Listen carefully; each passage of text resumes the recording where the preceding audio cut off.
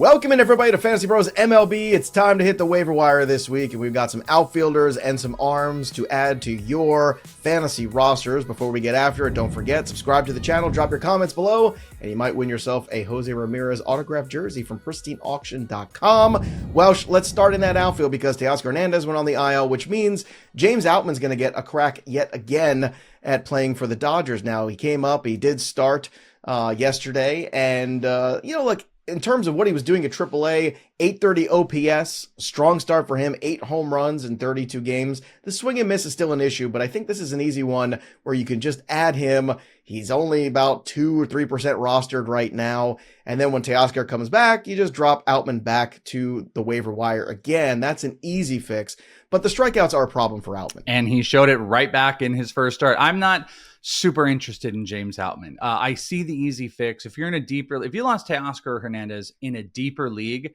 you're going to have some minimal options. We're going to talk about 2 guys here in a second I would hands down rather have than James Outman, but they might not be available in a lot of leagues. So if you're looking for an easy fix, I see why you bring up Outman. My main problem would be he kind of came right back into the fold, and he showed us who he was before. He had 3 strikeouts in his first start. Last year, he had a 35% strikeout rate. The year before that, 31. He came in, and he's got 3 strikeouts in his first start, no hits. We'll see. We'll see where it ends up going if he's going to hit lower in the lineup. I personally would have rather them moved Hyun Kim to the outfield, which he had played, and saw Alex Freeland in AAA, who's played really well. But I think, to your point to the Dodgers, this is kind of like an easy fix. So your team Outman, I'm not. The next guy is going to be the player that I'm going to be a little bit more pushy for if he is available.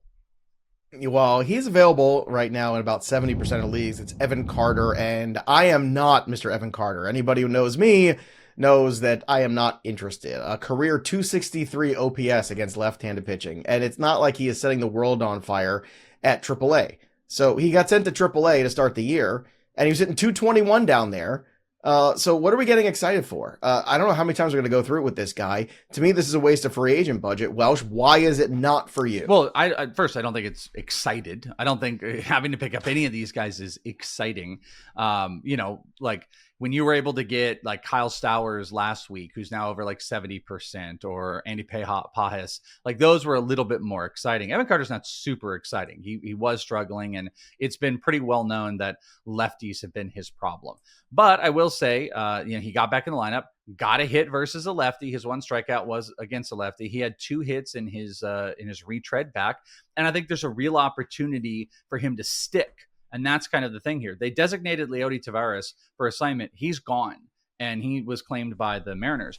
So this is an opportunity that maybe they felt like, all right, whatever some of these changes were, these were good enough that we can bring Evan Carter back, and he might be the guy. It looks like there's some swing change stuff. He slowed his swing down, at least in the first start. He had a 71 mile per hour average bat speed the year before. It was 67 in this one. So that's 4 miles an hour slower. So he's slowing his bat down and getting it in the path. And maybe he's not going to try to be some big home run hitter. So I guess what I'm saying is there's some optimism that maybe the fixes are in play. It's 34% on CBS as we're recording this. I think he has some long sustainability, but there's a lot of stuff we got to watch for. So I'm not jumping from the rafters and throwing a party about Evan Carter, but between picking up a huge strikeout Dodgers player who's going to hit at the bottom of the lineup and be gone in a week, or pick up a player who has been heralded at least over the last couple of seasons as having this potential for high contact and getting the opportunity in the Rangers,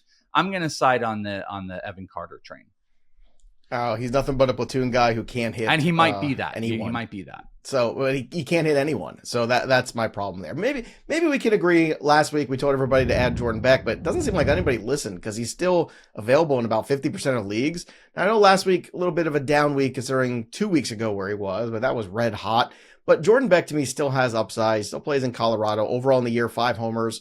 He does have 28 strikeouts, a little bothering, but at the same time, 4 stolen bases, got a little bit of speed in there. I'd like to see him pick things up this week, but especially when he's in Colorado, Welsh, I think Beck might be better than Carter or Outman in terms of streaming outfielders this week if you have some issues. Because look, you lost Alvarez this week and Teoscar this week. Hands down, 45% on CBS. So like to your point, he didn't quite listen. I'll also tell you, we use the CBS numbers because they're like the highest in ownership percentages, but Beck was like under, I think 20% on Yahoo this past week. So like availability is there. Beck is the higher reign of all these guys. We just did talk about him last week. Strikeouts are a problem. Guess what? Every outfielder we're talking about has these strikeout issues. The difference, Beck is showing off some elite barreling, great hard hit numbers. 21% barrel is ridiculous. 47% hard hit rate. His XBA is at least a 250-ish hitter. He's walking some. He's got power. He can steal some bases, and he's in Colorado. So my higher reign here is Beck, and then it would be Carter to Outman, where I know I imagine you would probably go Beck at the top and then Outman, and then I know you hate Carter. So Carter's not even on the list, bro. I know what Evan Carter is, and I ain't interested. I am interested, though, in a guy who's just 2% roster right now on CBS. And that's saying something because they got a lot of dynasty leagues over there. So Tim Elko, first baseman for the White Sox, he's been fantastic so far this year at AAA. 30 games, 125 plate appearances. Hitting .343 with a .424 on-base percentage, a .667 slugging, a .1091 OPS. He's got 10 homers, 22 RBI. And, when you look at his career, too, he's a career .292 hitter in the minor leagues. So this is not a fluke. Now, he's an older prospect. He's 26.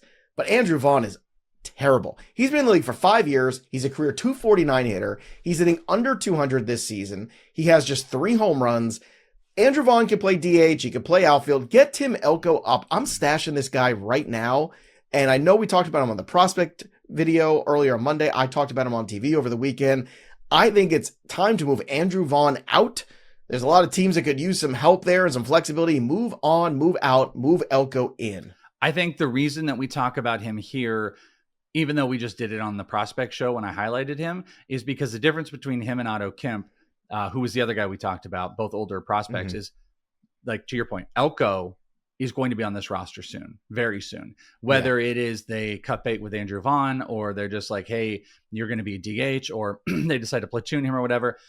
They're going to give Elko a shot, and they're probably going to give him a shot for the majority of the season. So there's a very clear path on a very bad team that Elko is going to be there versus Otto Kemp. And that's why getting a little bit ahead of it might be good. I still think he is more of a deeper league play, 15-team roto. You got a corner infielder. You're trying to play for power. He's going to get some opportunities. He's hit really well. I'm not so sure that the average is going to stick, but he has got crazy big power, and he is lighting up AAA right now. So if you want to get into the stash market, even though I might like from a fantasy perspective, I like Otto Kemp, who we talked about on that show, better from the overall skill set. We have no idea where he's going to play right now. Elko should be up before Otto Kemp.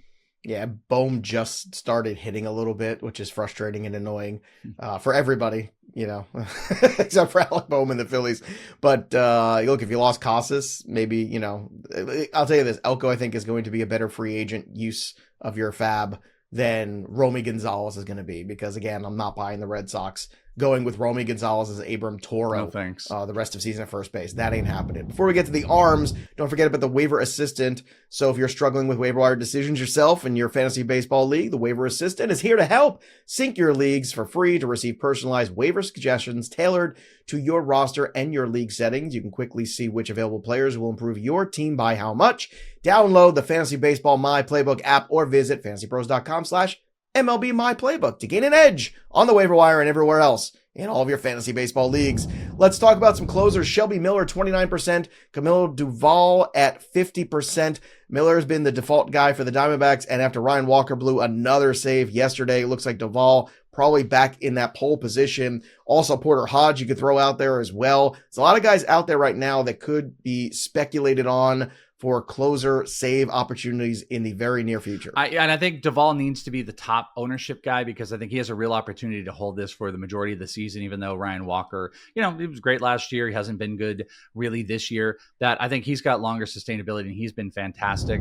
Shelby Miller, as we've talked a ton over the last 2 months, because I've been kind of heaping his praise, or I guess a month and a half, heaping his praise on how the fastball has looked better. He's throwing more of a split finger. Both of those pitches, high whiff rates, high strikeout rates. Fastballs are on 27% K percentage. It's like 35% on the split finger.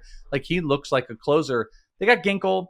They might give Ginkel some opportunities, but so far, every thing has been Ginkel as the setup guy, and it has been Shelby Miller as the closer. So I expect him to most likely get another month. In the month of May, I think belongs to Shelby Miller for saves. Justin Martinez is not going to, it doesn't look like any surgery or any bad stuff.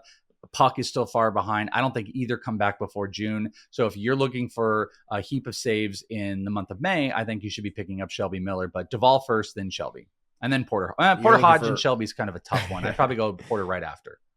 Fair enough. If you're looking for rotation help, there's two young arms who might be able to help you as well. Gunnar Hoglund of the Athletics, rostered in 42% of leagues. We talked about previously on our show on leading off, and he did get the start last week. And Cade Horton, who's going to get a look this week for the Cubbies.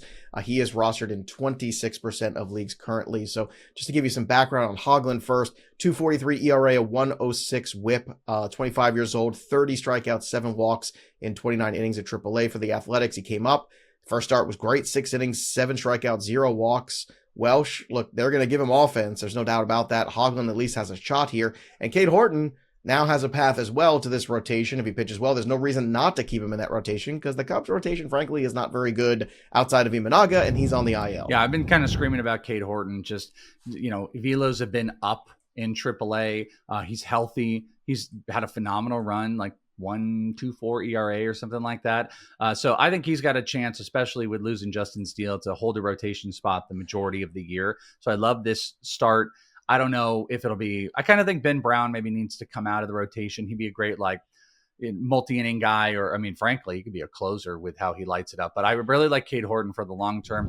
And Hoglund is super interesting. Heavy sinker. He throws with the fastball, both at big velocities. He's getting whiffs with the fastball. Sinker is going to get him out. He's throwing a changeup and a slider. He was really efficient, got his strikeouts. He's healthy. I still feel like Gunnar might be a little bit of a spot starter, where I think Cade Horton has got some long sustainability is what I'm trying to say for him in that rotation and from a fantasy perspective. So I would put kind of different tiers for Horton over Hoglund in our doctor. Keep an eye in deeper leagues on Kyle Harrison too, who got called up. That's another name I want to throw out there. Got called up to be in the bullpen. But the way some other guys are pitching in that rotation for the Giants might be sooner than later he gets a crack at starting. He was very good down at AAA in Sacramento. So those are the names we're picking up. Who are you picking up? Drop your comments below. You might win yourself a Jose Ramirez jersey. Just subscribe to Fantasy Pros MLB and don't miss a second of any of our fantasy baseball coverage. That'll do it for us. But the story of the game goes on for the Welsh. I'm Joey P. We'll see you next time, kids.